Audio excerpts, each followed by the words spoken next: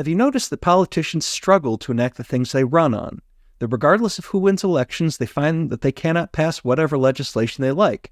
They find themselves bound by a narrow set of ideas, and that range is called the Overton window. And on the Overton window podcast, we look at issues around the country and talk to the people who change what is politically possible. Now, elected officials at every level feel the need to do something about jobs, and that if they do, they're on the easy street to re-election. And there is one particular type of project that piques lawmakers' interest: the spectacle.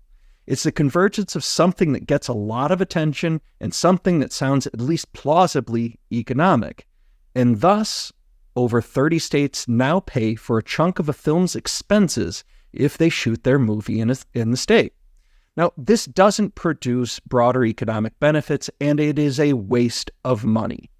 But when legislators are taking it up, who will argue against it?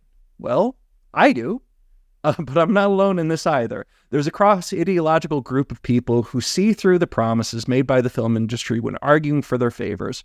And we're joined today by two of them. Greg LeRoy and Jacob Whiton are at Good Jobs First, and they join us to talk about this issue. Greg and Jacob, welcome. Nice to be with you, James. Why are you guys against film subsidies? They make no sense. And we should say it's not just film production, it's also TV shows and advertising and now digital games. It's proliferated to lots of different kinds of media production. So, calling them film production tax credits is a bogus name. Here's why. So you say, okay, we're going to give you a credit. Again, I'm putting air quotes on that. Worth 30% or whatever of the amount of money you spend in our state making a movie. But the trouble is that's so completely over the top huge compared to other kinds of economic development incentives that most companies would never be able to absorb that, right? First of all, Hollywood, so we're talking about corporate income tax credits here. Hollywood is famous for its funny bookkeeping, right? Which can turn blockbuster movies into losers or marginally profitable companies at that. But then, Michigan would only get a small sliver of any national profits of a movie, right? It would only get those profits that would be apportioned to Michigan based on the number of screens and screenings that the film showed on in the state. So 30% of their costs, when profits are a tiny sliver of costs, means that the value of the credits is so huge that they could never begin to soak them all up. They could never, they're hundreds of times more maybe than the income tax liability the company would ever have for years and years and years and decades and centuries in Michigan. So they make them transferable. They say, whoa, you can actually sell those credits to a company like a bank or an auto company or a retailer that actually does owe some corporate income tax in Michigan. And that way, the film production company gets cash in the pocket and the Walmart or the bank or whoever gets the dollar for dollar reduction in their corporate income tax bill. That's what happens at the end of the day with these things. Yeah, Jacob. Jacob and I recently testified on this issue in the Michigan legislature. You had some interesting stats about who actually collects those transferable tax credits. Yeah, absolutely. For one, I'll just say it's actually quite difficult to get this information. And, we at Good Jobs First have been regularly FOIAing for it from the state of Illinois and its film tax credit program. And so that's the best data we have available. And between 2014 and 2021, 98% of the $540 million in credits awarded were ultimately sold to someone other than the original recipient. 60% were sold to just 5 companies: U.S. Bank, Walmart, Comcast, Verizon, and Bank of America. All right. So the idea that you often hear that, well, these are tax credits, and so government's not really out anything. This isn't money we could have been allocating to other purposes, because if we didn't offer the incentive, the production, the taxable economic activity wouldn't exist. It's ridiculous. Walmart is not operating in the state of Illinois because they have a film tax incentive. So we really do have to take seriously the estimates of economic impact and weigh those against other forms of public expenditure that we know deliver much bigger bang for your buck.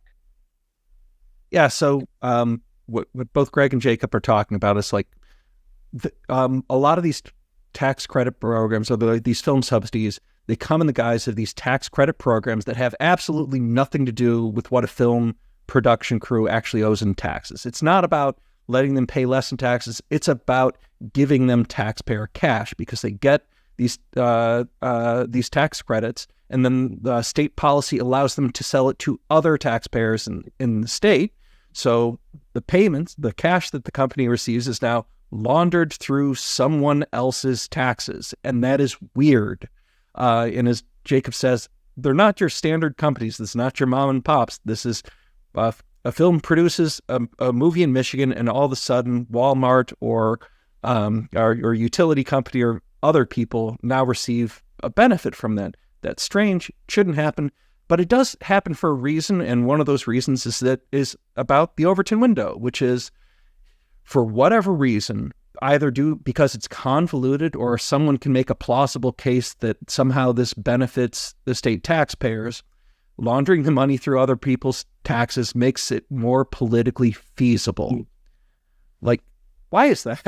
Like, it seems like this is a bad idea that the lawmakers should be able to see through, and that a direct grant program of just writing film production companies checks ought to be a better way to do it. James, it's just kind of the unholy intersection of Hollywood and politics. You know, when Denzel Washington shows up on the steps of Beacon Hill in Massachusetts to lobby for film production tax credits in Massachusetts, people know him as a star, but he's also a producer. When Kevin Spacey showed up in Maryland to lobby for an extension of the House of Cards film credits, well, he was also a producer of that show. People forget that there's very personal, deep financial self-interests involved here. That's what's going on. And frankly, too many states like Georgia, which is the biggest bankroller of all at about $1 billion a year now, Georgia doesn't even tell you which movies got how much money. They don't even disclose the recipients, the production companies or the productions. So it's a complete black hole. And it's the biggest expenditure the state has for economic development now. Terrible policy. So they're handing out, our film producers are getting $1 billion in cash through these transferable credits, and people can't be told who's collecting them. Why are lawmakers, they're embarrassed by this situation? I mean, that's awful transparency. Like, and it's something that everyone knows is awful. Like, they should know how much they're paying these film producers. There's certainly people like the Georgia. Sorry, you're speechless as I am about this situation. I know. Go ahead, Jacob. No, I mean, seems like you had initial follow-up comment. I would just say, James, that I think our situation we're dealing with here in Michigan goes to show why this using the transferability mechanism is so attractive. The last iteration of the film subsidy program here in Michigan was a direct grant program, and it was horribly evaluated and very difficult to defend benefits relative to costs. And so now they're rolling out this new version modeled on what is now common practice in other states, and sort of putting lipstick on a pig, so to speak, and trying to sell it as sort of the new and improved version, when as we know, the ultimate results are going to be exactly the same.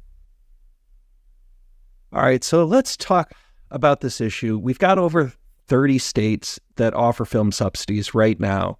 The coalition to get subsidies to film, TV, and other media production have been pretty successful at taking their show on the road and convincing state lawmakers to give them money. Why? And Greg, you were talking a little bit about why, like, they do bring something. They bring celebrity to the table. They bring a coalition of people who are affected. They've got constituents that are going to be arguing about why it's a good benefit, going to be a big benefit for them. But why is this such an attractive thing to lawmakers? I just think it's very high profile. Somebody once said for a company, if you have a big name, you can play a big game. If you're it's true in tech. If you're Microsoft or Apple or Amazon, what governor or mayor doesn't want to stand next to your executive at a groundbreaking ceremony or issuing a press release with you? In the same way, Hollywood has a glitz and a glamour to it that people think, it'll rub off. It's magic. It's magic dust. Look, we're not against incentives to help promote people making films in Michigan. Let's be clear. And certainly there are lots of artistic people in Michigan and lots of talented people doing all kinds of artistic media in Michigan.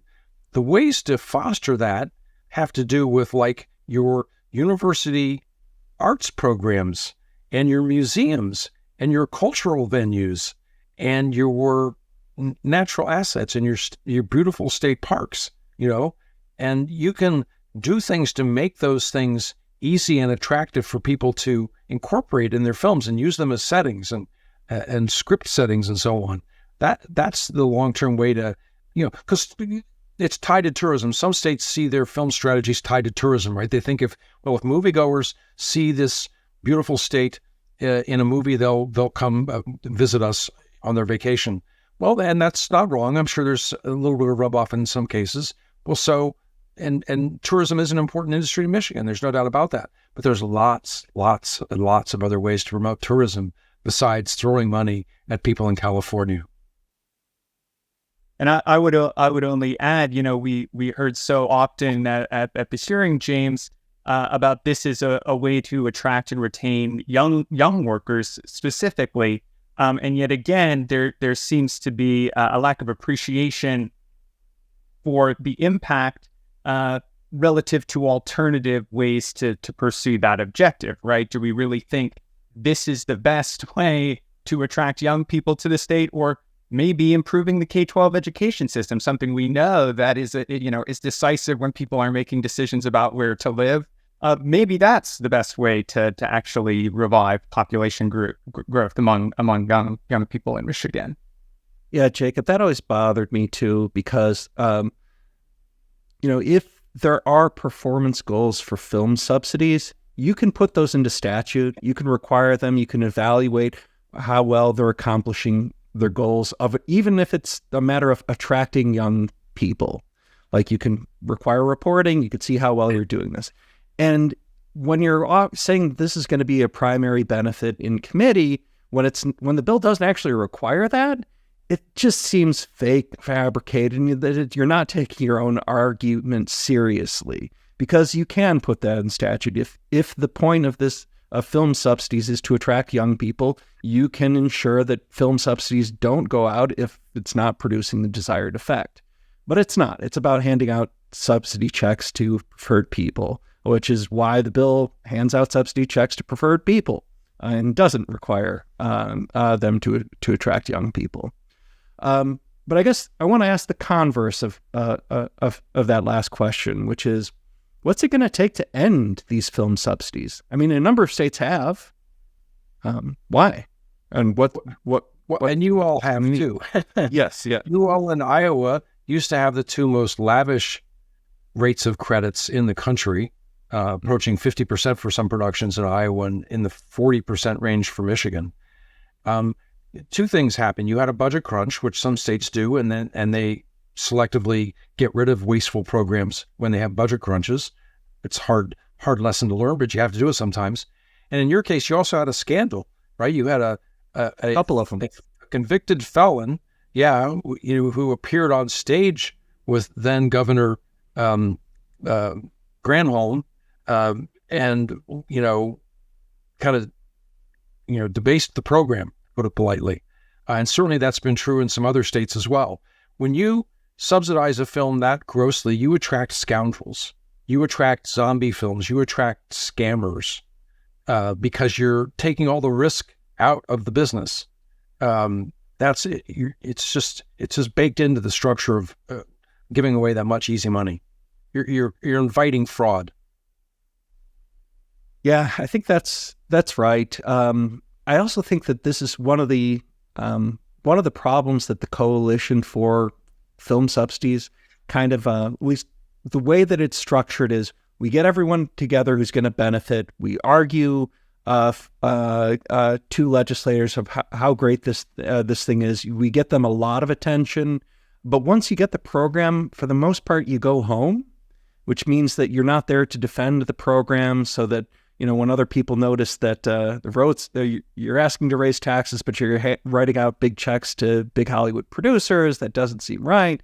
You know, it builds up pressure against it, and that coalition's not there to defend their programs, at least as much anymore, to the same degree they do when they're arguing for it. And there's a lot of reasons why lawmakers should be more skeptical of these programs. Something that, I mean, this is one of the things that I think is an important role that I know I provide, and I think you guys do too, which is, you know, once the coalition gets what they want, they go home, but that doesn't mean that what they won is a lasting victory. And so to keep up the message alive, to remind people of the issues and the basic unfairness and ineffectiveness of these subsidies, I think is a way that we can help win this issue over the long term. So what do you expect? Look, and we want to make it clear, we understand a lot of the jobs involved in movie production are union jobs, and we're glad of that. And we know that some unions are adamant advocates for these tax credits in various states, and we respect that. But here's the problem. You know, it's a lose-lose game. You know, so California says, oh, we have to defend ourselves and enact a new subsidy, 100 million, then 300 million. New York says we're only spending 460 million. Now we have to spend 700 million. Georgia has no cap, and it's now at $1 billion. You know, there's no end of it. It's a race to the bottom. And every time one state enacts a new incentive, or it means that every subsequent incentive is less meaningful, is less attractive. You and I don't have more time to watch TV because Hollywood has more dollars to produce stuff for us to watch. You know, help me out here. We can't. Where's the demand for all this stuff? Yes, we're in a golden age of TV. Yes, it's a wonderful thing. Things are streaming. Media consumption is changing in a way that's creating a lot of demand for it. But let the studios earn it. Why should the taxpayers pay for this? It's not necessary. Although you bring up Netflix is making out, Amazon's making out. Yeah, you know, I mean, you bring Paramount and Peacock and Hulu, they're making out. Sorry, that's all right. It's all right. You bring up an interesting point that I hadn't quite considered, which is like, you know, there are some union supporters for these programs, and because they look at it and it's like, look, we're a union specialized providing these jobs, we're trying to make it fair for workers. But one of the things I think doesn't happen is like when these states are offering film subsidies, it's not like the union guys are getting paid 30% more when taxpayers are paying 30% of their film streams cost. Absolutely. I mean, could be a wage subsidy if it was structured otherwise, but it is not. And of course, you know, in some cases, we're talking about subsidy per job of hundreds of thousands of dollars. I can think off the top of my head in the Georgia case. And yeah, if there are no strings attached associated with minimum wage requirements, benefit requirements, then you know that is ultimately ending up with the owners of the company. Yeah. So, I mean, that brings up another issue that I've been thinking about film subsidies, which is, I think there's a good case from people on the right about why these are bad ideas. And I know you guys think there's a good case for left-leaning people about why film subsidies are bad ideas. Why isn't this a more partisan issue? Like red states and blue states, both alike, like handing out checks to film producers. I mean, there's a good case from both the right and the left against it, but when these things kind of get heard, like those kind of partisan worldviews just seem to fall by the wayside in the legislative debate. Yeah, it's a great example of the whole problem in this whole debate space about economic development incentive, James. You and I know this well, and we joke about it, right? Those of us on the progressive left and those of you on the libertarian right, we could almost write each other's talking points about our criticisms of these programs. It's obvious if you're intellectually honest and look at these programs carefully, you just can't defend them, right? But it's the squishy middle. It's the centrist Dems and the business Republicans who just can't resist it. It's just catnip. And that's the problem. Yeah, and I mean, I also think that it's the standard business of concentrated benefits and diffuse costs that you see in so many areas of public policy, which is like, look, big important people come to your office, tell you how great of a legislator you are, want you to pass this bill, and it's just tough to tell them no. And you don't hear about the people paying the costs for these favors.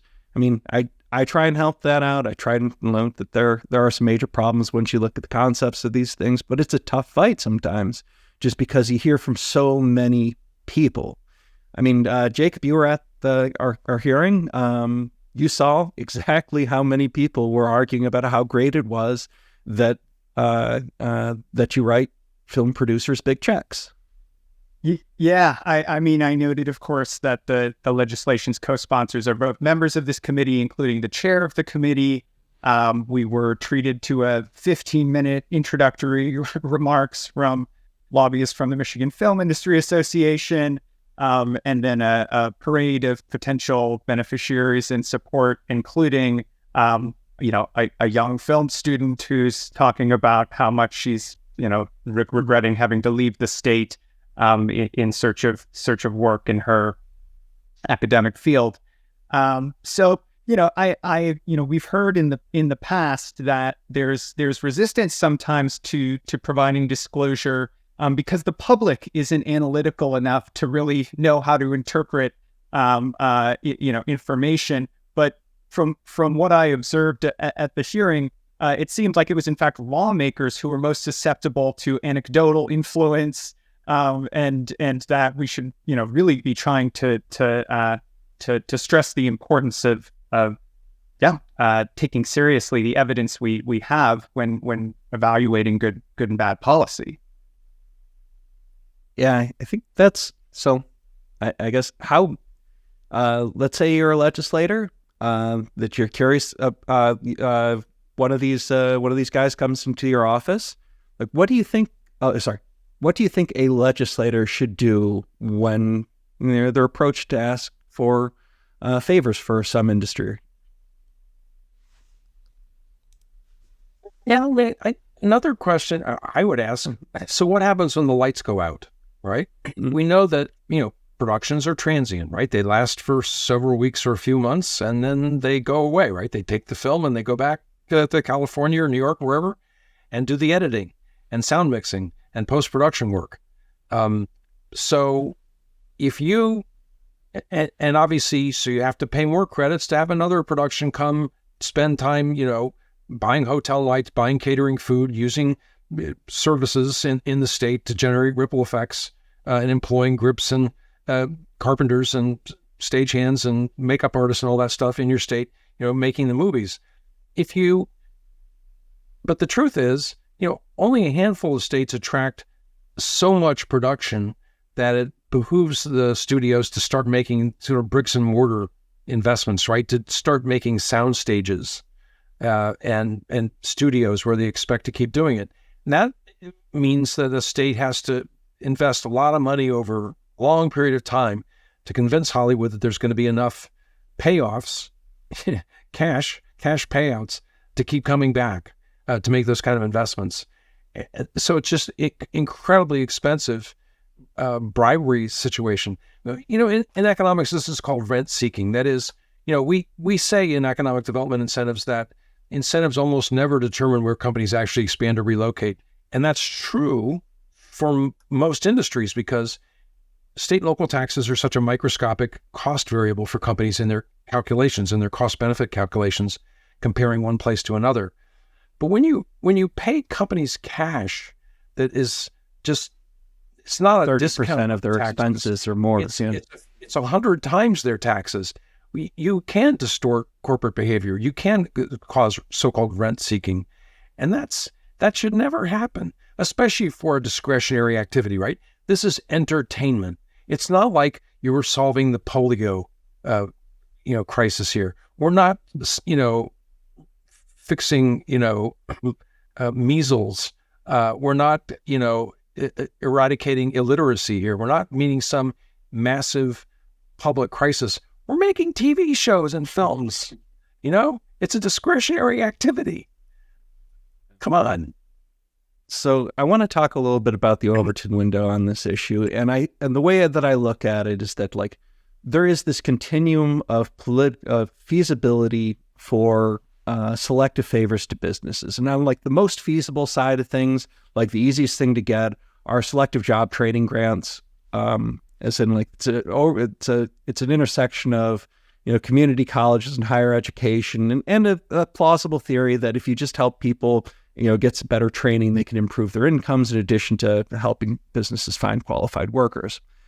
This is on the exact opposite end of that, which is we're paying for these footloose industries. We're paying a huge percent of their expenses. It's something that is ephemeral by itself. There's no chance that it's going to last to a sustainable film industry that will exist without it. It's all for show. I would think that's the least feasible, but you look around the country and all these states have it. So I guess my question for both of you, and I don't mean for you guys to be brainstormers for selective favors, but can you think of anything that would be infeasible to lawmakers? What is outside of the Overton window and when it comes to subsidizing select businesses?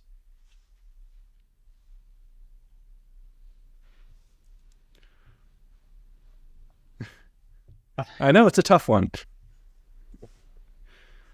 So let me put this one to you just to get some juices flowing on this. Is that there's an old economist point that with enough subsidies, it makes sense to grow oranges in Alaska. Now, and you would think on the outside, at least someone might think, if there's someone selling those subsidies to the Alaska legislature, they're going to get laughed out of office. But I'm not so sure anymore. I would think that subsidizing film production, at least to the extent that they do, we're not talking about, again, lowering taxes on film productions or helping them, access trained film professionals. We're talking about giving them massive taxpayer checks. I would have thought that would have been infeasible, but I would have been wrong. So is there anything that you can think of that might be infeasible? Well, that not a direct response to that question, but I will just note this came up at the hearing as well. That at this point, given the extent of film subsidies across the country, producers can now demand that production take place in states that have these programs. And that has, I think, definitely created tremendous pressure on the holdouts, Michigan, included. But I also think it points to the importance of coordinated action and response on this. It's very difficult to be the one state that sort of dissents. This is the kind of the arms race, prisoners dilemma dynamics that are, throughout economic development, the economic development field in the United States. And so, it's difficult to imagine whether it's film subsidies or any of the most egregious examples we can think of, that action is not going to require cooperation. Yeah, and that's cooperation that's been tough to come by, because I do think that if you got most people together and to take this seriously. No one's really happy about writing these checks to film producers. I mean, they're happy to have their state show up in the credits. They're happy when their constituents run into celebrities at the grocery store. But it's an immense expense. And I think if you sat everyone down in the room to say, look, how should we do this thing in the future? I think they'd all agree that it's a bad idea. But you can't do that. And there's got all these other people who are trying to say, look, take this to the next level so that you can have celebrities in your grocery stores and your and your state's name in the credits. So how optimistic are you about this issue in the for the future? And, to the extent we see progress, it's because there are groups digging in. We think disclosure is really important. So, for example, if and when Georgia ever begins to disclose who's getting those credits and how much and what they're actually doing with them, we think there's a good chance they will shrink. The state will cap them, maybe cap them by production, cap them by total spending, which would be a good thing. We certainly know now in the space of this new government accounting reform we won called GASB Statement 77 that requires local governments, cities, counties, school districts to finally admit and report how much revenue they lose to so-called corporate welfare. We know lots of them are now having second and third thoughts about, well, shouldn't we get out of that program, or shouldn't we have more of a say when somebody else is eating our lunch and we didn't even know how much of our lunch was getting eaten before now, especially when it comes to school districts. But honestly, history teaches us too that austerity forces states to do, tough choices, including getting rid of stupid programs. And we also know scandals involve it, whether it's a plant closing scandal or runaway shop or a zombie film or a felon standing on stage with the governor. I mean, the sausage gets made in different ways, as we know. And this is no different. But look, I have a special place in my heart for Michigan. It's my mother's home state. My uncle was in manufacturing. It's a state. I spent a lot of my adult life in the Rust Belt next door in Illinois. I studied a lot of things about automotive industry historically. Michigan has such a proud history of manufacturing. It has so much talent in bending metal and making things. And it's got a bright future continuing to make new electric vehicles and all the machinery and supply chains that go into the new generation of green transportation. That's the future. And that's where your engineering talent should be encouraged to stay. That's where the state should be making the quality of life attractive for people to raise young families and bring young people back to the state because they want to be there, because the schools are good, because there's future job opportunities in making great stuff for the world, the way Michigan always has. Forgive me for waving the flag here for a second and you're bringing the Bass brand up over the hill, but that's Michigan's place in America's history. And I hope it, giving away money to Hollywood for discretionary entertainment activities doesn't hold a candle to that, in my opinion. Greg and Jacob, good luck in your attempts to shift the Overton window.